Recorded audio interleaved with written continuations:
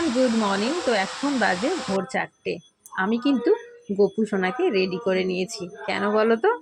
আমাদের এখানে পানিহাটিতে যে চিড়ের মেলা, কেউ বলে দণ্ড মহোৎসব, আবার কেউ বলে চিরাধরি উৎসব, তো সেখানে কিন্তু আমি গোপু সোনাকে নিয়ে যাব। তো গোপু সোনাকে কেমন লাগছে অবশ্যই কিন্তু কমেন্টস করে জানিও। আর আজকে আমি তোমাদের আমাদের পুরো এই চিড়ের মেলাটা কিন্তু ঘুরে দেখাবো, আর ঠাকুরও দর্শন করাবো। আর তোমরা কিন্তু অবশ্যই জানিও যে আমার গোপু সোনাকে কেমন লাগছে, একদম কিন্তু ভুলো না। তো বেরিয়ে পড়েছি আমি গোপু সোনাকে নিয়ে। আর এত সকালে কিন্তু আমি কখনো ঘুম থেকে উঠি না, কিন্তু এই দিনটা আমি কিন্তু বলতে পারো ঘুমোই না, বলতে পারো ঠাকুরের আশীর্বাদ, কারণ আমি এই দিনটাকে কোনোভাবে মিস করতে চাই না। আমার এত ভালো লাগে, সেটা আমি তোমাদের বলে বোঝাতে পারবো না। আর তোমরা যদি কখনো আসো, তোমরাও তাহলে সেটা বুঝতে পারবে যে কীরকম একটা ফিলিংস, মানে বলে বোঝানো যাবে না। আর দেখো, এত ভোরে এসেও লাইন দেখেছো কত, লাইন শেষই হচ্ছে না। তো যাই হোক, অবশেষে লাইনে কিন্তু দাঁড়িয়েছি।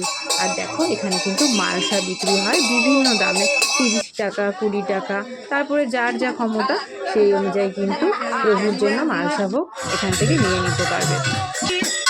তো আমরা এখনো নিইনি, পরেই নেব। আর দেখো এখানে কত সুন্দর কীর্তন হচ্ছে, মানে চারিদিকটাই যেন মনে হচ্ছে ঠাকুর একদম মানে স্বয়ং চলেই এসেছেন। আর এই দিন আমাদের এখানে নাকি প্রভু আসেন, আর সত্যিই তাই, সেটা আমরা বুঝতেই পারি।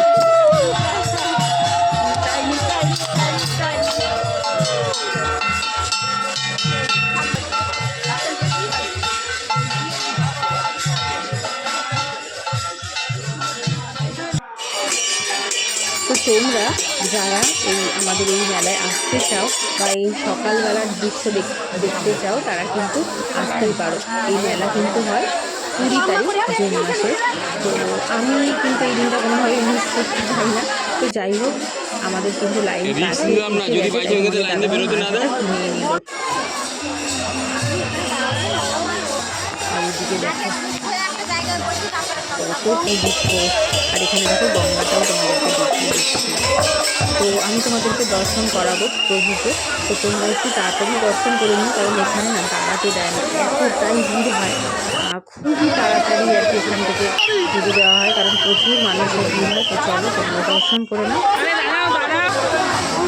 এরপরে কিন্তু আমরা চলে গিয়েছিলাম ভেতরে, যেখানে নাকি সবাই গোপাল নিয়ে আসে, এখানে বসেই কিন্তু পুজো করে।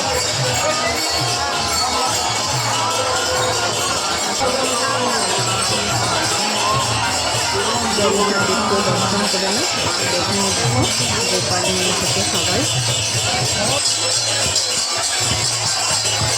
আমি আগের বছর নিয়ে যাইনি, তো আগের বছর আমি বলেছিলাম এবছর আমিও গোপু সোনাকে নিয়ে যাবো।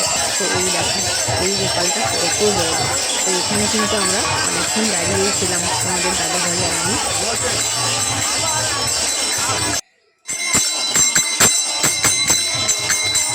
তোমরা না আসলে জাস্ট বুঝতে পারবে না যে কত সুন্দর পরিবেশ লাগে এই দিন। এমনি দিনও আসতে পারো, কিন্তু কি তখন তো এত মানুষ, এত সমাগম মানে থাকে না। তো এই দিন তোমরা কিন্তু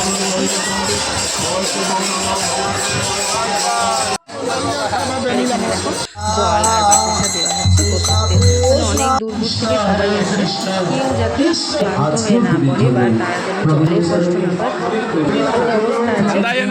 এখানে কিন্তু মানে ভোগের ব্যবস্থাও আছে, মানে আমাদের ইস্কন যে মন্দির আছে সেখানে কিন্তু ভোগের ব্যবস্থাও আছে। এই হচ্ছে আমাদের ইস্কন মন্দির।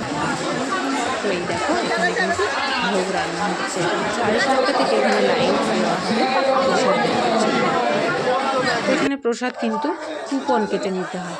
আর এটা হচ্ছে দেখো রাঘব ভবন, এখান থেকে সমস্ত গল্প সূচনা।